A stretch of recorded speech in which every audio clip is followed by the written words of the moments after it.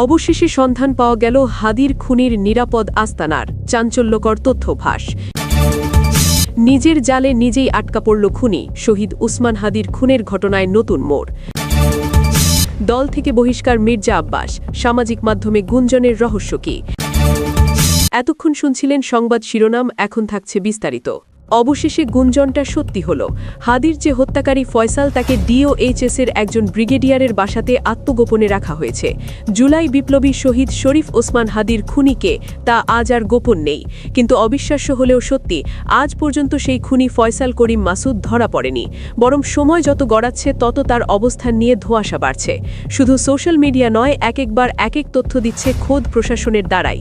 তবে হাদির খুনির অবস্থান নিয়ে সর্বশেষ যে তথ্য পাওয়া গিয়েছে তা শুনলে রীতিমতো আতকে উঠবেন প্রিয় দর্শক। কারণ উনি এমন এক জায়গায় সুরক্ষিত আছে যেখানে শুধু রাষ্ট্রের প্রভাবশালী ব্যক্তিরাই আশ্রয় পায়।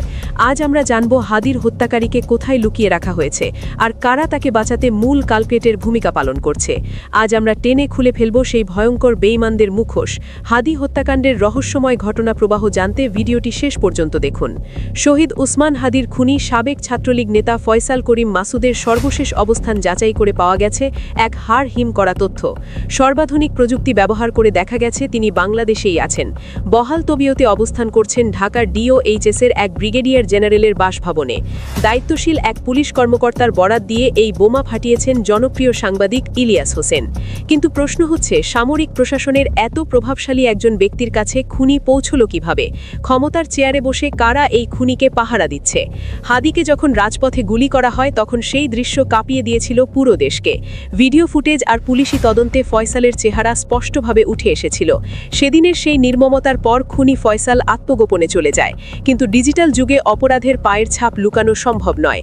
তদন্তকারী কর্মকর্তারা ফয়সালের লোকেশন ট্র্যাক করেছেন, আর সেই লোকেশন সরাসরি নির্দেশ করছে ঢাকার ডিওএইচএসের একজন প্রভাবশালী ব্রিগেডিয়ার জেনারেলের বাসভবনকে।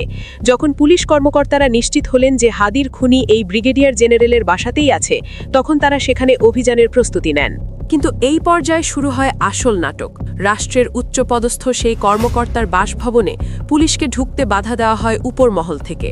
খুনি ভেতরে আছে জানার পরও প্রশাসন তাকে ধরতে পারেনি, কারণ উপরতলার নির্দেশ ছিল নো এন্ট্রি। প্রশ্ন জাগে, একজন শহীদ জুলাই যোদ্ধার খুনির সাথে একজন ব্রিগেডিয়ার জেনারেলের কিসের সম্পর্ক? পরবর্তীতে কি তাকে সেখান থেকে নিরাপদে সরিয়ে দেওয়া হয়েছে? এই জবাবদিহিতা জনগণের দাবি।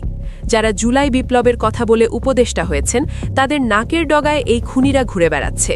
একদিকে জুলাইয়ের শহীদদের নিয়ে শোক প্রকাশ করা হচ্ছে, অন্যদিকে হাদির খুনিদের ভিআইপি প্রোটোকল দিয়ে লুকিয়ে রাখা হচ্ছে। প্রশাসনের ভেতরে থাকা ফ্যাসিবাদের এই দোসররা এখনও কতটা শক্তিশালী যে তারা একজন চিহ্নিত খুনিকে প্রশাসনের ধরাছোঁয়ার বাইরে রাখতে পারে? এটি কি জুলাই চেতনার সাথে চরম বেইমানি নয়? রাষ্ট্র যখন খুনিদের পাহারা দেয়, তখন মানুষ বাধ্য হয়ে আইন নিজের হাতে তুলে নিতে চায়, আর তখন সেটাকে আবার বলা হয় মব। কিন্তু নীতি নির্ধারকদের বোঝা উচিত সাধারণ মানুষ কেন ক্ষিপ্ত হচ্ছে। যখন এই সত্যগুলো তুলে ধরা হচ্ছে, তখনই ফেসবুক পেজ আর ইউটিউব চ্যানেলের বিরুদ্ধে ষড়যন্ত্র শুরু হচ্ছে। যারা হাদি হত্যার বিচার চাইছে, তাদের বলা হচ্ছে বিশৃঙ্খলা সৃষ্টিকারী। অভিযোগ তোলা হচ্ছে যে নির্দিষ্ট কিছু পেজ বা চ্যানেল দেশে অস্থিতিশীলতা তৈরি করছে। কিন্তু প্রশ্ন হলো, সত্য বলা কি অপরাধ? যারা রাষ্ট্র প্রশাসনের এই অসঙ্গতিগুলো সামনে আনছেন, তাদের কণ্ঠরোধ করার চেষ্টা করা কখনোই ভালো ফল বয়ে আনবে না বলে মন্তব্য করেছেন রাজনৈতিক বিশ্লেষকেরা। অন্তর্বর্তীকালীন সরকার আসার পর মানুষ আশা করেছিল খুনিরা ডান্ডা বেরি পড়ে কাঠগড়ায় দাঁড়াবে। কিন্তু বাস্তবিকই দেখা যাচ্ছে, নদী থেকে একের পর এক অজ্ঞাত লাশ উদ্ধার হচ্ছে, আর হাদির মতো জনপ্রিয় তরুণ নেতার খুনিরা ব্রিগেডিয়ার জেনারেলের বাসায় আতিথেয়তা পাচ্ছে। এমন পরিস্থিতিতে নিজেদের প্রতারিত ভাবছেন সাধারণ মানুষ। বাস্তবতা হচ্ছে, হাদির খুনিরা আছে আমাদের নাকের ডগাতেই। অথচ ইনকিলাব মঞ্চের মুখপাত্র ও ঢাকা ৮ আসনের সম্ভাব্য প্রার্থী হাদি গুলিবিদ্ধ হওয়ার পর থেকেই ফয়সালের অবস্থান সম্পর্কে বিভ্রান্তিকর তথ্য ছড়ানো হয়েছে। হাদি গত বছরের ১২ই ডিসেম্বর ঢাকার পুরানা পল্টনের বক্স কালভার্ট রোডে গুলিবিদ্ধ হন। এর পরপরই সোশ্যাল মিডিয়ায় ছড়িয়ে যায় ময়মনসিংহের হালুয়াঘাট সীমান্ত দিয়ে ভারতে পালিয়েছে হাদির হত্যাকারী ফয়সাল ও আলমগীর। আবার কেউ কেউ বলেন তারা সিলেট সীমান্ত দিয়ে পালিয়েছে। এমনকি ফয়সালকে সীমান্ত পার করে দেওয়ার অপরাধে দুজনকে গ্রেপ্তার করে রিমান্ডে নেয় পুলিশ। পুলিশের পক্ষ থেকে এটাও জানানো হয় যে ফয়সাল ভারতের মহারাষ্ট্রে অবস্থান করছে, যা মোবাইল ট্র্যাকিংয়ের মাধ্যমে জানা গেছে। বাংলাদেশের আইন শৃঙ্খলা বাহিনী প্রথমে জানিয়েছিল সন্দেহভাজনরা ভারতের দিকে পালিয়ে যেতে পারে, কিন্তু নির্দিষ্ট প্রমাণ বা স্থানে পৌঁছানোর নিশ্চয়তা নেই। এর সপ্তাহখানেক পরেই আবার তথ্য বদলে যায়।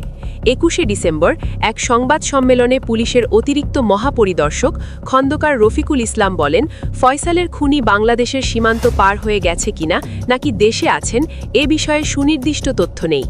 পুলিশ প্রশাসন স্পষ্টভাবে কিছু জানে না বলে জানিয়ে দেন তিনি। তবে জনগণকে এক ধরনের সান্ত্বনা দিয়ে বলেন, তদন্তকারী কর্মকর্তারা সর্বোচ্চ চেষ্টা করছেন, অপরাধী সম্পর্কে বিভিন্ন তথ্য পাওয়া যাচ্ছে। এর কিছুদিন পর প্রধান অভিযুক্ত ফয়সাল করিম মাসুদ ভিডিওতে এসে নিজ মুখে দাবি করেন তিনি ভারতে নেই, বরং এখন তিনি দুবাইয়ে আছেন। সরকার ও তদন্তকারীদের বিরুদ্ধে নানা অভিযোগ তোলেন তিনি ভিডিওতে। পরবর্তীতে জানানো হয়, হাদি হত্যাকাণ্ডের মূল 2 আসামি ভারতের মেঘালয়ে পালিয়ে গেছেন। তাদের পালাতে সহায়তাকারী 2 ভারতীয় নাগরিক মেঘালয়ে গ্রেপ্তার হয়েছেন। ডিসেম্বরের 28 তারিখ এক সংবাদ সম্মেলনে ডিএমপির অতিরিক্ত কমিশনার SM মোহাম্মদ নজরুল ইসলাম জানান, মেঘালয় পুলিশের সঙ্গে যোগাযোগ করে বিষয়টি নিশ্চিত হয়েছে ঢাকা মহানগর পুলিশ ডিএমপি। কিন্তু সঙ্গে সঙ্গেই মেঘালয় পুলিশ সদর দপ্তরের এক শীর্ষ কর্মকর্তা বাংলাদেশ পুলিশের এই দাবিকে অসত্য এবং পুরোপুরি মিথ্যা বলে মন্তব্য করেন। ওই পুলিশ কর্মকর্তা বলেন, বাংলাদেশ পুলিশের কাছ থেকে কোনো আনুষ্ঠানিক বা অনানুষ্ঠানিক যোগাযোগ করা হয়নি। অভিযুক্ত ব্যক্তিদের কাউকে গারো পাহাড়ে খুঁজে পাওয়া যায়নি এবং কোনো গ্রেপ্তারের ঘটনা ঘটেনি। ভারতের সীমান্তরক্ষী বাহিনী BSFও একই কথা বলে। সব মিলে অবস্থা এমন দাঁড়িয়েছে যে ভারত বাংলাদেশ সীমান্ত সম্পর্কিত দাবি নিয়ে কূটনৈতিক উত্তেজনা সৃষ্টি হয়েছে। বাংলাদেশ সরকার কয়েকবার সন্দেহভাজনরা ভারতে আশ্রয় নিয়েছে বলে মন্তব্য করলেও আন্তর্জাতিক ও স্থানীয় গণমাধ্যমে ভারতীয় নিরাপত্তা সংস্থাগুলি এই দাবিকে ভিত্তিহীন বলে দাবি করছে। কিন্তু এত কিছুর পর এখন জানা যাচ্ছে হাদি বাংলাদেশেই আছেন। তবে প্রশ্ন হলো, কার ইন্ধনে হাদির হত্যাকারীদের বাঁচাতে প্রশাসন বারবার এলোমেলো তথ্য দিচ্ছে? প্রথম থেকেই কোনো পরিষ্কার স্টেটমেন্ট দেয়নি প্রশাসন।